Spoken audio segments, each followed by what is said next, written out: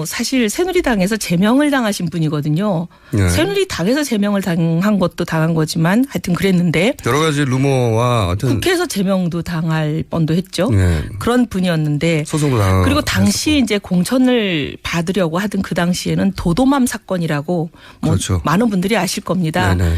여러 가지 그 국민적 지탄을 받는 사건에 연루가 돼 있어서 도저히 복당이 불가능한 상황이었는데 이분을 복당시키라고 뭐 굉장한 압력이 셌어요. 그래요? 김용태 당시 서울시장 그러니까 강용석 전 의원이 본인이 신청하고 당내에서는 안 된다는 분위기가 아니었어요. 그렇게 보도가 됐는데. 그럼요. 그래서 서울시당위원장이 이제 사실 1차적인 공천의 관문을 지키고 있는 수문장이에요. 네. 근데 김용태 위원장이 절대 안 된다. 수없이 기자회견하고 안 된다고 계속 버티는데 김용태 위원장의 증언 며칠 전에 얼마 전에 언론에 나와서 직접 얘기하셨어요.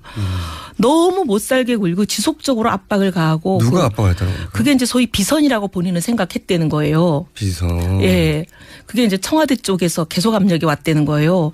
저희가 잠시 후 3부에서 김용태 의원을 안 그래도 인터뷰하려고 그랬는데 잘 됐네요. 그래요? 잘 걸렸어요. 그래서 뭐 계속 이게 도저히 이럴 수가 없다. 왜 이러나 계속 그랬더니 나중에 이제 김용태 의원이 계속 그것을 입당을 불허하고 막으니까 나중에 그 기억나시죠? 김용태 의원을 살생부에 넣어가지고 막 온 언론에 돌리고 김용태 의원이 쫓겨날 뻔했잖아요.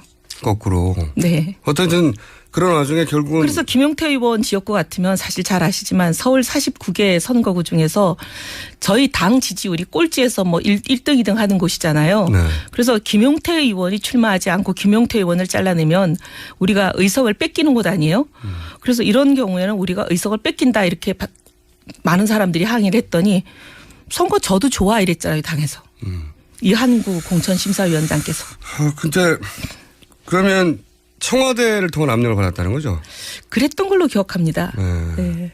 그리고 최근의 사례고 그 네. 전에 그런 얘기들 없었어요. 이제 그 조 전 사장이 한 이야기는 뭐 이런 사람 저런 사람 막 찾아갔는데 다 아니고 최순실 씨를 찾아가 봐라라는 이야기를 직접 듣고 최순실한테 찾아가서 그 면전에서 이야기를 나누고 당신 이 정도면 안 돼라고.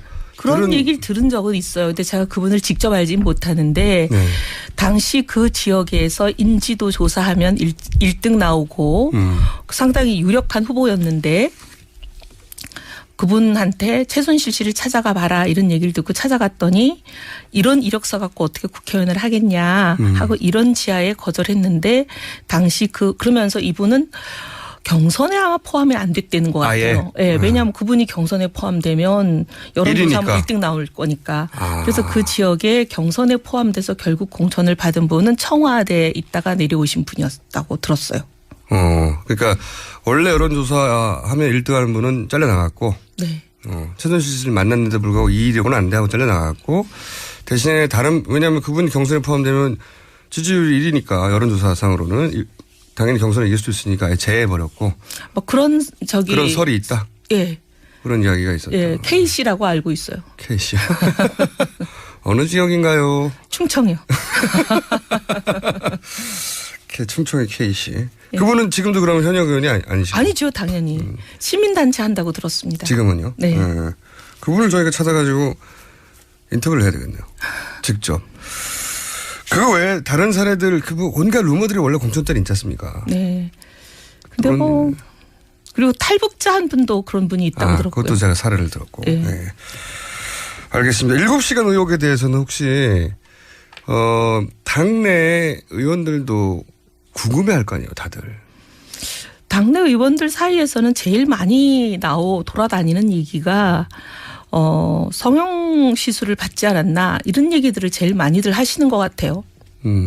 저희도 다루긴 했습니다. 그것도 시나리오 중에 하나죠. 네. 근데 뭐 누구도 알 수 없죠. 하여튼 뭐 중에 시술이 있지 않았을까? 왜냐하면 그 긴 시간 동안 등장하지 않았으니까요. 근데 이제 왜냐하면 당시에 그 일이 있자마자 이번에 김영환 민정수석의 다이어리가 네. 물증으로 나왔잖아요. 네네. 그때를 꼼꼼하게 아주 시간 단위로 써놓은 다이어리라고 이제 발표가 됐는데 그 다이어리에 의하면 그 일이 있고 직후에 당시 이제 비서실장께서 네, 어떻게 비서실장에서. 직원들을 비서관들을 모아놓고 청와대 비서들을 모두 모아놓고 지시를 하셨냐면 네. 7시간에 대해서 알려고 하지 마라. 그렇죠. 그렇게 얘기하면서 밖으로 발표하는 거에 대해서는 관계기관과 협의해서 은밀히 처리할 것이다. 그러니까요. 그러면 지금 최근에 청와대가 발표한 관저에 계셨고 뭐 총 몇 차례 서면 보고를 받았다 하는 부분과 좀 어긋나는 것 같다 이런 그렇죠. 의혹이 많이 들고 만약에 그 관저에 있었고 그리고 숨길 게 없다면 그냥 사실대로 말하라 이렇게 해야 되는 거죠. 예, 근데 뭐 은밀하게 뜻을 모은다 알려고 하지 말라 이런 부분이 상당히 이해가 안 되는 부분이고 청와대 직원들한테조차 그 7시간에 대해서 알려고 하지 말라는 거잖아요. 그러니까 이거는 앞뒤가 전혀 안 맞는 거죠. 만약에 청와대 발표대로 최근에 발표대로라면 사실대로 말하라 이렇게 해야 되는 거죠. 네. 근데 그리고 국회에 나와서도 비서실장께서 그런 식으로 말씀하셨거든요. 그렇죠. 네. 본인도 모른다. 어디 네. 계셨는지. 근데 어쨌든 그건 그렇고 그다음에 최근에 이제 개인적으로는 어떻게 생각하십니까? 거의 뭐 제가 관내에 있었을까요? 외부에 계셨을까요? 상식적으로 이렇게 되면 관내에 있었다고 생각하지 않는 게 상식적인 추론이다. 추론 아니겠어요? 근데 이제 어쨌든 청와대 말을 믿어드린다고 생각하고 최근에 이제 관저에 계셨고 뭐 서면 보고를 다 받았다.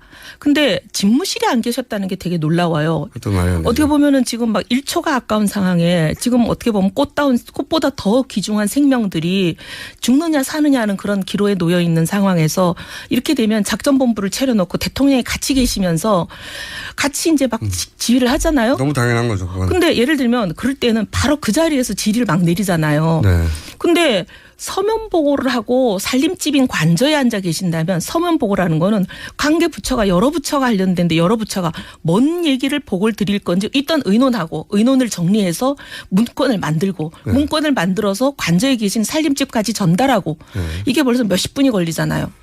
그러니까 그 관저에 있었다 하더라도 말도 안 되는 거고요. 말이 안 되는 거죠. 그런데 지금까지 드러난 몇 가지 정황만으로 보면 근데 또 기가 막힌 건 아주 어렵죠? 결정적인 거 이런 거는 초동 단계가 어떻게 보면